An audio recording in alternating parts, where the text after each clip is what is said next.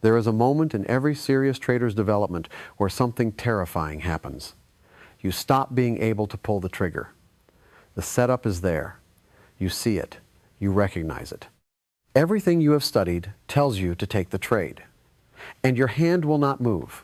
Or it moves, and then you cancel the order 3 seconds later. Or you take the trade and immediately feel a wave of dread so intense that you close it before the market has had a chance to do anything at all. If this has happened to you, I need you to hear something very carefully. You are not broken. You are not weak. You are not failing. You are in the most important stage of your entire trading career. And if you do not understand what is happening to you right now, you will quit. You will walk away from this profession believing you did not have what it takes. And you will be wrong, because what is happening to you is not the end. It is the door. And on the other side of that door is everything you came to trading to find. But almost nobody walks through it. 90% of traders hit this stage and interpret it as a signal to stop. They interpret the fear as evidence that they are not meant for this. And so they leave. Or worse, they stay. But they stop following their rules, they start gambling, they blow through account after account searching for a strategy that does not trigger the fear. That strategy does not exist. Because the fear is not caused by the strategy.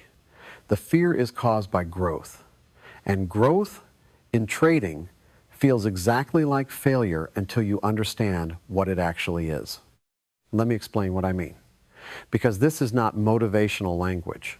This is the precise psychological architecture of what happens inside a developing trader's mind. And if you understand it, you gain the ability to move through it instead of being destroyed by it. When you first began trading, you had confidence. Maybe not in your strategy, maybe not even in yourself, but you had a kind of reckless willingness to act. You could place a trade without agonizing over it. You could take a loss and shrug it off. You could sit inside a position that was moving against you and feel uncomfortable but not paralyzed. That early period felt productive. It felt like you were learning. In many ways, you were. But here's what you did not realize. That early confidence was not built on competence.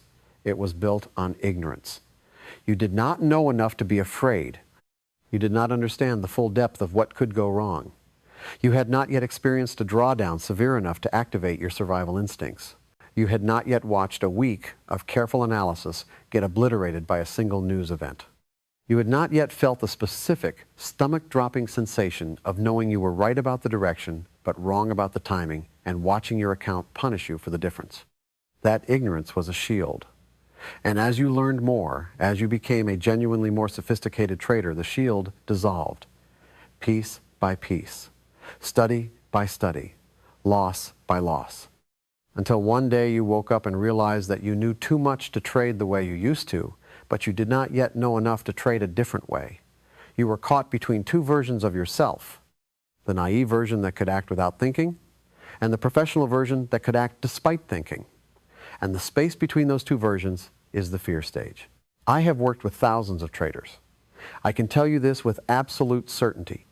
Every single trader who eventually became consistently profitable passed through this stage. Every one. There are no exceptions. The traders who made it did not avoid the fear.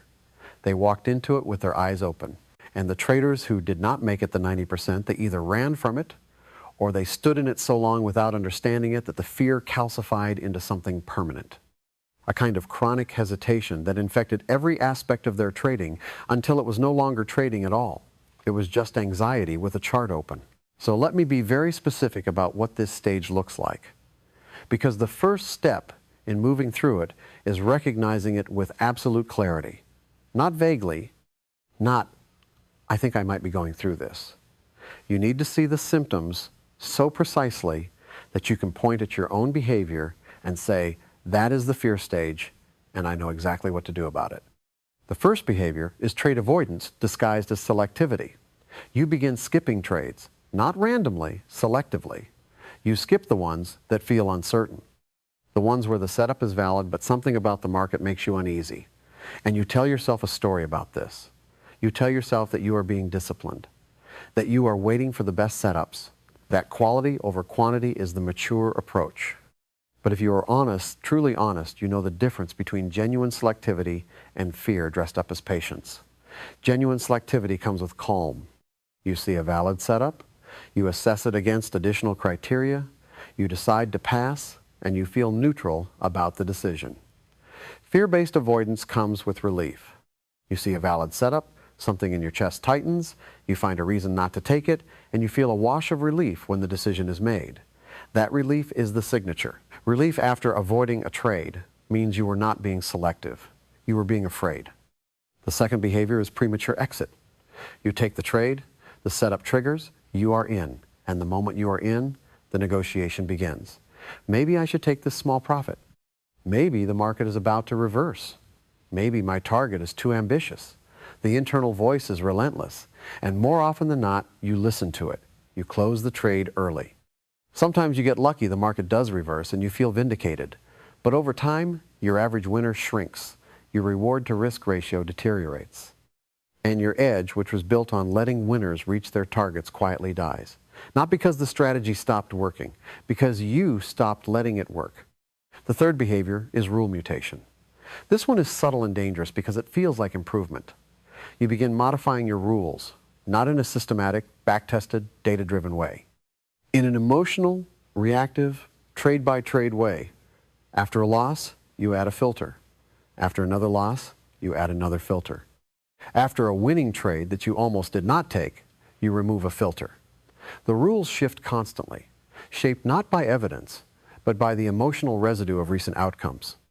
And within a few weeks, you are not trading your original system at all. You are trading a mutated version that has been sculpted entirely by fear. And then you wonder why your results no longer resemble your backtests. The fourth behavior is obsessive analysis. You begin spending more time analyzing the market than trading it. Hours of preparation for a session where you take one trade, or no trades. The preparation itself becomes a form of procrastination, a way to feel productive without accepting the risk of actually being in the market. You convince yourself that the next level of analysis will give you the certainty you need to act. But certainty in trading does not exist, and searching for it is the most sophisticated form of avoidance there is. I know what you are thinking. You are thinking, if this is just a phase, then it will pass on its own. I just need to endure it. I just need to keep trading, and eventually I will come out the other side. And there is a kernel of truth in that. Time and experience are part of the cure. But time and experience without the right framework are just as likely to make the fear permanent as they are to resolve it. I have seen traders spend years in the fear stage. A decade in some cases. Not because they were incapable of growing past it, but because they did not know what they were supposed to be doing differently inside it. So let me tell you exactly what you are supposed to be doing differently, because this is the part that matters. This is the part that separates the 90% who break from the 10% who break through. The first thing you must do is redefine what a successful trade means. And I do not mean this philosophically. I mean you must literally change the metric by which you evaluate every single trade you take. Right now, your brain evaluates trades on one dimension, money. Did I make money or lose money? That is the only question it asks. And the answer to that question determines your emotional state, your confidence, your willingness to take the next trade, and the size of the position you take when you do. Your entire psychological architecture is built on a single metric that you cannot control. Read that again. You cannot control whether any individual trade makes or loses money. You can control your entry, you can control your stop, you can control your position size and your exit rules. You can control the quality of your execution. But the outcome, the actual profit or loss on any specific trade is determined by the market, and the market does not care about your analysis, your preparation, or your emotional state. So you have built your entire self-evaluation system around a variable you do not control. And then you wonder why you feel afraid. Here is the new metric. Every trade is evaluated on one question only. Did I follow my rules? Yes or no? Not partially, not mostly. Did I enter my signal, place my stop where my system dictates, manage the trade according to my tested criteria, and exit at my target or my stop without intervention? If the answer is yes, and the trade lost money, that was a successful trade. I need you to sit with that. A losing trade where you followed your rules perfectly is a success, because it is evidence that your process is intact. It is one data point in a probability distribution that, over a large enough sample, will produce the positive expectancy your edge provides. That single loss is not a failure. It is a cost of doing business. It is the price of admission to a game that pays you over time. If the answer is no and the trade made money, that was a failed trade. A winning trade where you broke your rules is a failure, because you have reinforced a behavior rule-breaking that will produce catastrophic results over time. The money you made is a bribe your brain uses to keep breaking rules. And if you accept that bribe, you are training yourself to trade worse, not better, regardless of what your account balance says today. This redefinition is the single most powerful tool you have inside the fear stage. Because when success is defined as process quality rather than outcome, the fear of loss loses most of its power. You are no longer afraid of losing money on the next trade. You are focused on executing correctly on the next trade. And execution is something you control. When you shift your attention from what you cannot control to what you can, the fear does not disappear, but it moves from the center of your consciousness to the periphery. It becomes background noise rather than the dominant signal. The second thing you must do is build what I call an evidence journal. Not a trade journal, an evidence journal. The distinction matters. A trade journal records what the market did and what you did in response. Entry, exit, profit and loss. Notes on the setup. That is useful, but it does not address the fear stage directly. Because the fear stage is not an information problem. It is a trust problem. You do not trust your process enough to follow it under pressure. And the only thing that builds trust is evidence. An evidence journal records one thing after every trade. Did your rules work? Not on this trade specifically. Over the accumulating sample. After every trade, you update 3 numbers. Total trades taken with full rule compliance. Win rate on those trades. Average reward to risk on those trades. That is the evidence set. And over time, over 20, 50, 100 trades of strict rule compliance, that evidence set becomes the foundation of genuine confidence. Not borrowed confidence. Not the confidence that comes from a good week or a lucky streak. Genuine confidence. The kind that comes from looking at your own data and seeing, in black and white, that when you follow your process, the results are consistent with your tested edge. That you are not just hoping your system works. You know it works because you have watched it work across a sample large enough to be meaningful. I know what you are thinking. You are thinking that 100 trades is too many, that you need confidence now, that you cannot afford to trade for months at minimal size while collecting data. But here is the reality you must accept. The confidence you want right now, the confidence to trade without fear, cannot be given to you. It cannot be purchased. It cannot be downloaded from a course. It can only be earned. And the currency in which it is earned is evidence, your evidence, from your trades, following your rules. There is no shortcut, and every attempt to find one adds time to the process.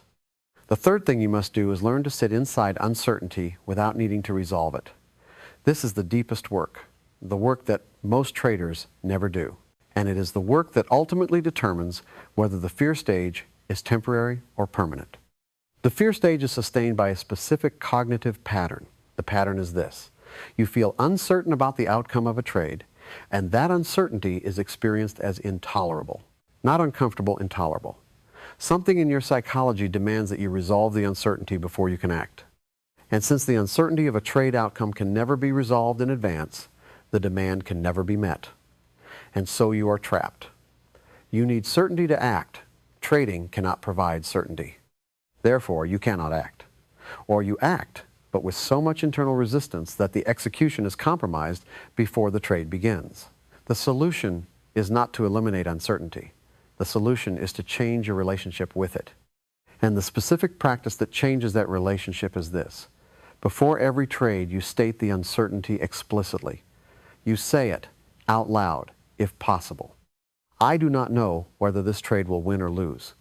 The outcome is genuinely uncertain, and I am choosing to accept that uncertainty because my edge is defined over many trades, not over this one trade. That statement repeated before every trade for weeks and months rewires the cognitive pattern. Not by arguing against the fear, not by suppressing it, by acknowledging the uncertainty that the fear is trying to protect you from and choosing to act within it anyway. The fear says you might lose. And your response is, yes, I might. That is acceptable. Because any single loss is irrelevant to the long-term expression of my edge. That acceptance, the genuine, practiced, repeated acceptance of uncertainty, is what the fear stage is trying to teach you. It is the lesson embedded inside the pain. The 90% who break never learn it because they interpret the pain as a signal to retreat. They think the fear is telling them to stop. It is not. The fear is telling them to grow. Let me tell you what the other side feels like, because I think it is important that you have a clear picture of what you are working toward. On the other side of the fear stage, you do not feel fearless. That is a myth. Professional traders feel fear. They feel uncertainty. They feel the pull of wanting to know what will happen next. The difference is that those feelings no longer control their behavior. They exist in the background, acknowledged and accepted, while the foreground is occupied entirely by the process. The setup, the criteria, the entry, the management, the exit, the review. Trading on the other side of the fear stage feels quiet. It feels routine. It feels, on most days, remarkably boring.